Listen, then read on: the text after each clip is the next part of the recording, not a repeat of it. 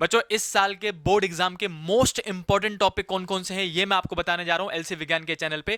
आज से ही मैं हर एक चैप्टर का आपको मोस्ट इंपॉर्टेंट टॉपिक बताऊंगा जो कि इस साल बोर्ड एग्जाम में आने ही आने हैं। इतना टॉपिक आपने प्रिपेयर कर लिया, आप बोर्ड एग्जाम में बहुत अच्छे नंबर गोल करोगे और इजीली सारे क्वेश्चन अटेम्प्ट कर पाओगे। बस इतना करना कि जो भी मैं टॉपिक बता रहा हूं एक्सप्लेन करूंगा, अभी इनमें से क्या क्या पढ़ना है, सारा सिलेबस नहीं पढ़ना, रिलेटेड सिलेबस है। तो आपको बी स्पेसिफिक, बहुत कम टाइम बचा है तो फोकस रहना है, स्पेसिफिक रहना है। जितना मैं बताऊं उतना कॉपी पेन पे लिख लिख के रट लेना, उससे ज्यादा पेपर कहीं से भी नहीं आएगा। सीबीएसई बोर्ड में जितना मैं आप इस चैनल में बताता जाऊंगा उतना कवर करते जाना।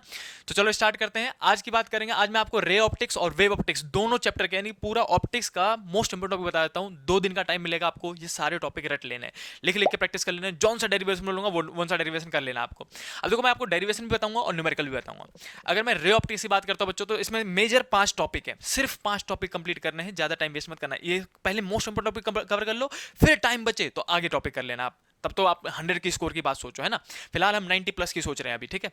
तो कंपाउंड माइक्रोस्कोप और टेलीस्कोप में से एक चीज 5 नंबर में आनी ही आनी है, 200% गारंटी। आप पिछले 10 साल को क्वेश्चन पेपर देख लो, पूछा गया है कंपाउंड माइक्रोस्कोप और टेलीस्कोप में से कोई एक चीज। इस साल भी सिलेबस में है, सिलेबस देख के बता रहा हूं आपको। कंपाउंड माइक्रोस्कोप में क्या करना है, कंपाउंड माइक्रोस्कोप में आपको डेरिवेशन करना है। सबसे पहले तो इसका डेरिवेशन रटा होना चाहिए। डेरिवेशन के साथ साथ आप इसका फाइनल फॉर्मूला जो है मैं लिख भी देता हूं। फाइनल फॉर्मूला कहोगे तो मैग्निफिकेशन का फाइनल फॉर्मूला निकालते हैं। 2 फॉर्मूला आता है, तो वीओ अपॉन में यू आता है और यहां पे लिखा होता है 1 अपॉन में डी अपॉन में एफ ई। ये वाला फॉर्मूला नहीं तो लेंथ के फॉर्म में आता है कि वीओ अपॉन में यू हटा के आप एल अपॉन में एफ ओ लिख सकते हो, बाकी सब कुछ सेम है, डी अपॉन में एफ ई। ये है एल डी वी का। और अगर आप इन्फिनिटी का कहोगे तो सेम फॉर्मूला है, एल अपॉन में एफ ओ और डी अपॉन में एफ ई। ये छोटे से जो 2 फॉर्मूले आते हैं, ये इन्फिनिटी वाला है, आपने पढ़ा होगा, और नहीं पढ़ा हो तो चिंता मत करो, आप मुझे कमेंट करो, मैंने वीडियो ऑलरेडी बना रखी है, मैं आपको भेज दूंगा।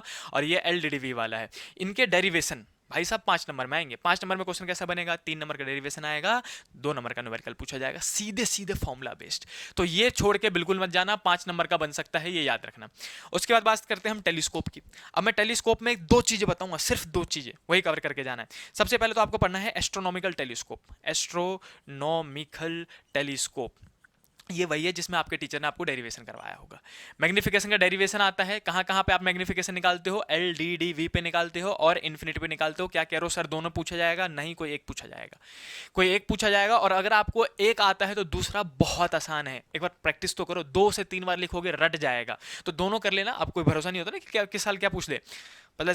मतलब इसी साल बोर्ड के एग्जाम में एक्सपेरिमेंट कर दिया उन्होंने, इसीलिए मैं आपको बता कि जितने ये बहुत कम है। अगर आपको एलईडी आता है तो इन्फिनिटी आराम से कर लोगे। देखो, अब मैं बात कर रहा हूँ टेलीस्कोप में दूसरा कौन सा टॉपिक पढ़ोगे। पहले तो आप एस्ट्रोनॉमिकल टेलीस्कोप की डेरिवेशन करोगे, है ना। ये डेरिवेशन है, डेरिवेशन याद रखना, रट देना ये डेरिवेशन, भाई साहब आएगा जरूर।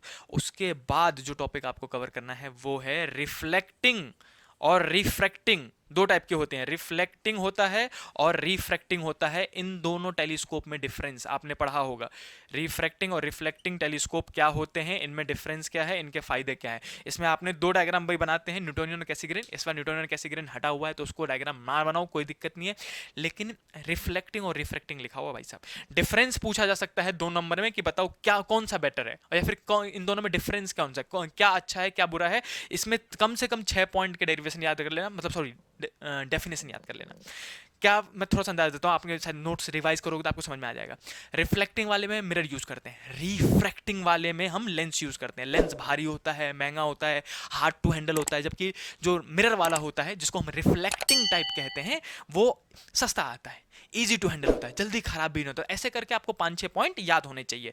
ये हो गए 2 टॉपिक। अगर आपने 2 टॉपिक ये कवर कर लिए, 5 नंबर आपने सीधे सीधे कंफर्म कर लिए। इसके आगे बढ़ते हैं लेंस मेकर। और कौन से डेरिवेशन पूछे जा सकते हैं 3 नंबर वाले में। देखो 3 नंबर यानी सेक्शन सी जो है उसमें पूछा जा सकता है आपको 2, इस चैप्टर से 2 टॉपिक बहुत ज्यादा इंपॉर्टेंट बन जाते हैं 3 नंबर के क्वेश्चन के लिए। पहला है लेंस मेकर का डेरिवेशन। मैं फिर से कह रहा हूं बच्चों, तैयारी बेस्ट करके चलो ताकि 200% गारंटी हो कि मेरे 90 प्लस आ जाए भाई साहब। लेंस मेकर का डेरिवेशन करके जाना, ये 3 नंबर में आ सकता है। लेंस मेकर के साथ साथ इस साल का जो इंपॉर्टेंट टॉपिक बन रहा है, जो दिख रहा है कि आ सकता है, वो है रिफ्रैक्टिंग थ्रू स्फेरिकल सरफेस, या फिर इसी को कुछ teacher refraction through curve surface भी बताते हैं। तो जिसमें आपने ऐसा करके कोई कर्व सरफेस लिया होगा, ऐसा करके कोई प्रिंसिपल एक्सिस यहाँ पे ऑब्जेक्ट लिया होगा ऐसा करके, और यहाँ पे हम इसका फॉर्मूला निकालते हैं। इसका फॉर्मूला और लेंस मेकर का फॉर्मूला कौन सा? लेंस मेकर का फॉर्मूला जिसमें एक लेंस लेते हो, इसका डेरिवेशन करते हो, और 1 अपॉन में एफ का formula mu two 1 minus 1, 1 upon में आर 1 माइनस 1 अपॉन में आर 2। स्पीड में तो नहीं बोल रहा हूँ, मेरे को तो रटा हुआ है इसलिए मैं बता पा रहा हूँ आपको, ये वाला फॉर्मूला जरूर कर लेना, ठीक है। ये दोनों में से कोई एक 3 नंबर में आ सकता है बच्चों। तो पूरे हो गए आपके पास 4 डेरिवेशन इस पूरे चैप्टर में।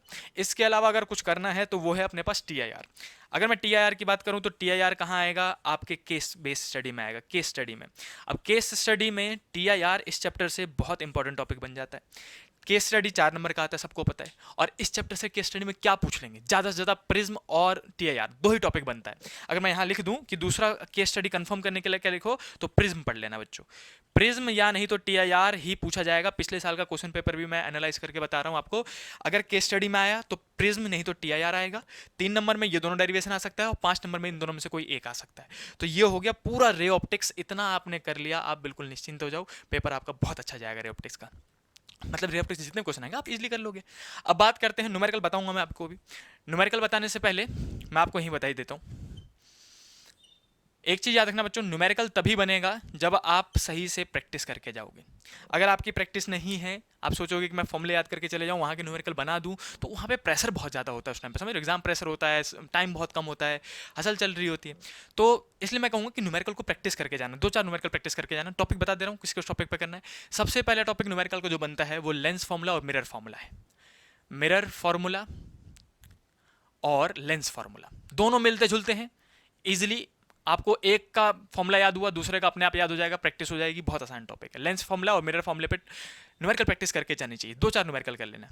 दूसरा इंपॉर्टेंट टॉपिक में से एक, ये लेस इंपॉर्टेंट कहूंगा मैं फिर भी इसको, इंपॉर्टेंट टॉपिक में जो जिसमें फॉर्मूला न्यूमेरिकल आ सकता है वो आएगा लेंस मेकर के न्यूमेरिकल। ये एक टॉपिक है जो न्यूमेरिकल आ सकता है, लेंस मेकर का। लेंस मेकर का न्यूमेरिकल आ सकता है बच्चों। तीसरा इंपॉर्टेंट टॉपिक में से एक बताऊं जो इस टॉपिक में न्यूमेरिकल में फॉर्म में पूछा जा सकता है, वो है combination of thin lens. Combination of thin lens chances हैं कि आने के बहुत सारा चांसेस। देखो CBSE बोर्ड बहुत अच्छा पेपर बना रही है, जैसे कि आपने एनालाइज करा होगा, अपने सीनियर बैच से पूछा होगा कि 2 साल से CBSE जो बोर्ड है वो काफ़ी अच्छा पेपर बना रही है। तो कॉम्बिनेशन ऑफ थिन लेंस एक अच्छा टॉपिक है जो कि अच्छा पेपर बनाने के लिए दिया जा सकता है भाई साहब।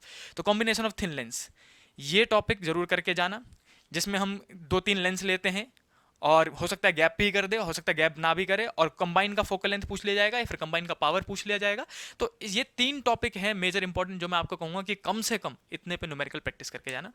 इनके फॉर्मूले देखो क्या है, 5-5, 6-6 न्यूमेरिकल कर लो बस, ये पूरा रे ऑप्टिक्स आपका इतने में ही कंप्लीट हो जाता है। ये 4-5 डेरिवेशन बताया मैंने आपको, ये केस स्टडी में आएगा, ये 3 नंबर में आएगा, ये 5 नंबर में आएंगे। ये हो गए न्यूमेरिकल के topic. It is much more enough कि आप इस साल के बोर्ड में जितने भी क्वेश्चन आएंगे रे ऑप्टिक्स से आप सारे अटेम्प्ट कर पाओगे। बस आप पेपर देखते ही खुश हो जाओगे कि अच्छा ये करना है, तुरंत तुरंत कर दिया। लेकिन हाँ, लिख लिख के प्रैक्टिस करना भाई साहब। सुन के अगर आपने छोड़ दिया इसको तो बाद में पछताओगे कि सुभाष सर ने बताया तो था लेकिन हमने किया नहीं भाई साहब। ये वाले सीन नहीं होनी चाहिए।